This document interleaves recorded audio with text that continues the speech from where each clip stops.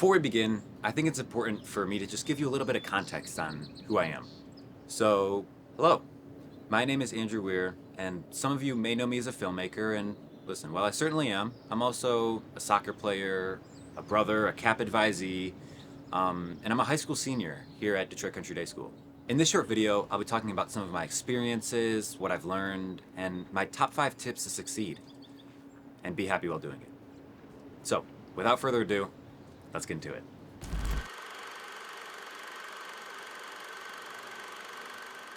All right, my first tip is to embrace failure, and this may come as a surprise, but trust me, it's crucial. Failure is it's not something to be scared of. It's something to embrace. It's the first step towards success. Let me explain. When we fail, we learn. We grow.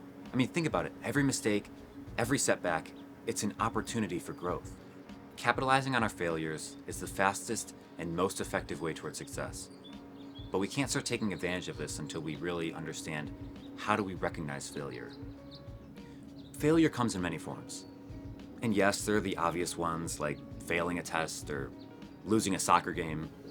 But it's when you really start to recognize the small, daily failures that you start to see the most growth.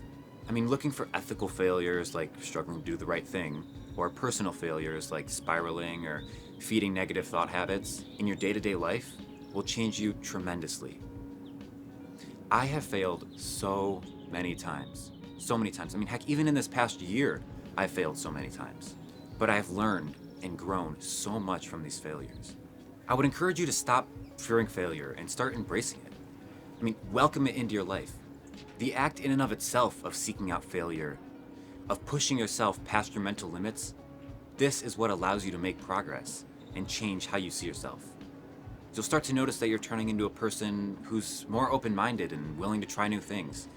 A person who can much easier find their passions and purpose.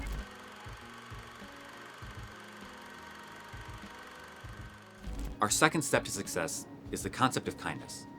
Now, kindness isn't just a nice gesture. I mean, it's truthfully the secret to relationships and connecting with people. When you extend kindness to others, you not only brighten their day, you also uplift yourself, your own spirit. And that's what's great. I mean, it's a cycle of positivity that has the power to transform the way you interact with people. That's what kindness is. I want you to think back to a time when someone's kindness made an impact on you. Maybe it was a compliment from a stranger or a thoughtful gesture from a friend. Listen, it probably was something small. And that's okay, because that's what's great about it. I mean, kindness isn't about these grand gestures that cost a lot of money or cost a lot of time. It's about the small, everyday acts of compassion and empathy that mean something. So yeah, smiling at a stranger, a quick compliment, simply listening to someone with an open mind. I mean, these small, seemingly insignificant acts, these make an impact. Should I do that again? It got close. Should I do that again? No, it's good. Okay. At the end of our feature film this year, I wrote cards to everyone on the cast and crew. And yeah, while it was a small act and it certainly spread positivity, from a personal perspective, it made me feel good. And that's the best thing. If you go out of your way to spread kindness, you'll notice that the kindness you spread will find its way back to you. It's a win-win. Because remember, kindness is one of the few things that cost nothing, but has immeasurable value. So be kind, not just when the opportunity arises, but encourage those close to you to spread kindness. I mean, change starts with one person. That's all it takes. One person.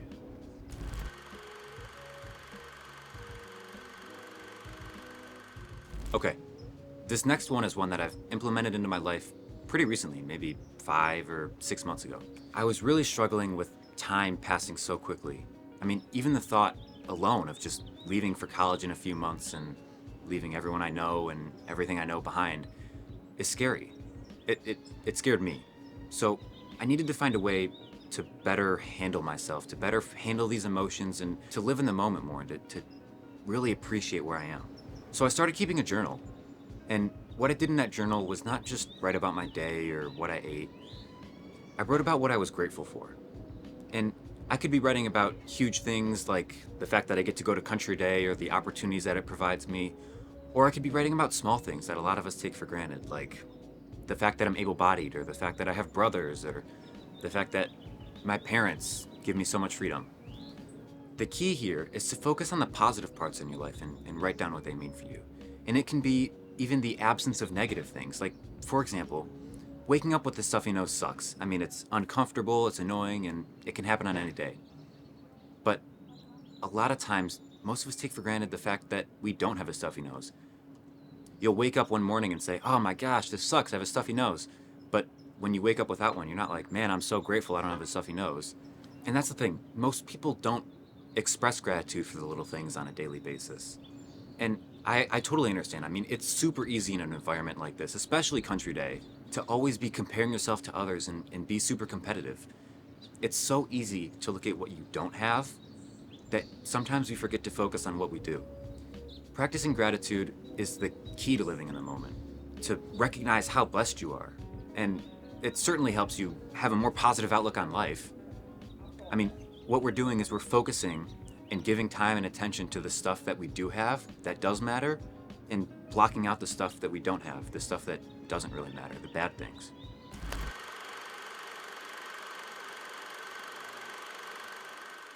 This is my favorite thing to talk about on the list, by far. It has absolutely changed my life and completely eliminated any stress or anxiety that had honestly really overwhelmed me in the past. To start off, it's important to understand that control is split into two distinct categories.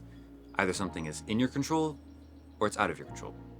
Luckily, it's pretty easy to tell what's in your control and what's not. So, what's out of our control?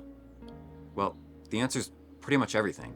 Epictetus, a Greek philosopher, he puts it best. Some things are in our control, while others are not. We control our own opinion, choice, desire, aversion, and, in a way, everything of our own doing. We don't control our body, property, position, others, and, in a way, everything not of our own doing. Even more, the things in our control are by nature free, unhindered, and unobstructed, while those not in our control are weak, expensive, and difficult. Sounds simple, right? Well, that's because it is. I mean, today, you won't control any of the external events that happen. Is that scary? Maybe a little, but it's balanced when we see that we control our opinion about these events. You decide whether they're good or bad, whether they're fair or unfair. You don't control the situation, but you control what you think about the situation. See how that works? I mean, every single thing that is outside your control, the outside world, other people, luck, whatever, still presents a corresponding area that is in your control. This alone gives us plenty to manage and plenty of power. Best of all, an honest understanding of what is within our control provides real clarity about the world. All we have is our own mind. Remember that today, when you try to extend your reach outward, that it's much better and more appropriately directed inward. Essentially, by letting go of what's out of our control and taking charge of what is, our mindset, our actions, our thoughts, we reclaim our power. You get to control your emotions. I mean, if bad things happen, that's okay. They're out of your control. What can you control is your opinion, your reaction to those things. Focusing on control is the key to happiness. That's the key.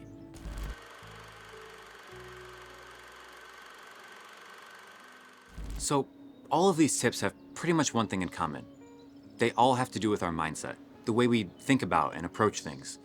Your mindset is the prime factor that determines your thoughts, feelings, and actions. And it's important to understand that this is not blind optimism.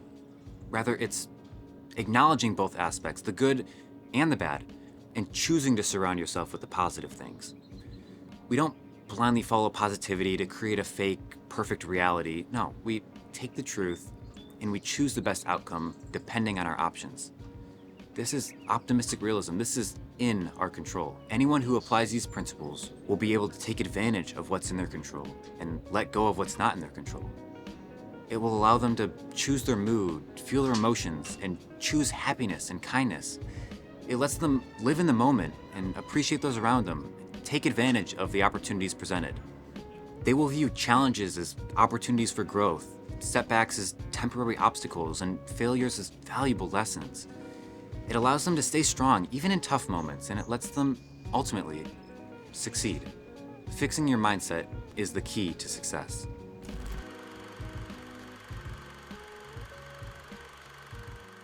There are so many ways to succeed. This certainly is not the only way.